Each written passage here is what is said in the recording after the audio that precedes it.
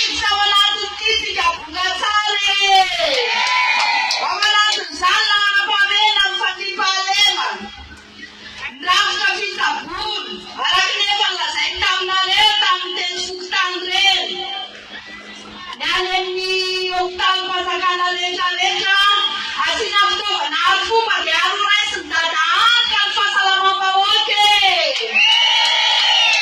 ihany koa fampianarana famerenana an'ireny type scolaire stable kely reny da ampiana kantina sy kirarokely nosy président raha fitsaboana mafianavana ny manitra sy ny manane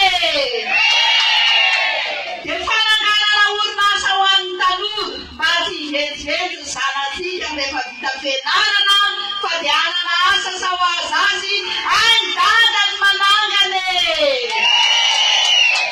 ao ihany koa ny fananganana fotodrafitrasy ao anatin'izany ny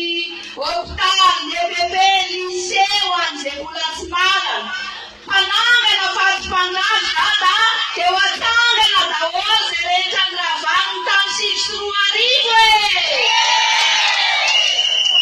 dia eo ihany koa ny fitsinjaram-pahefana omena vola ny commune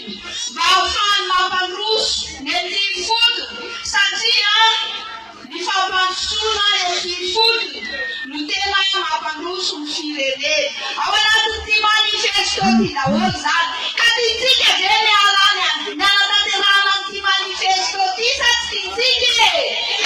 e firy ary le hotoanana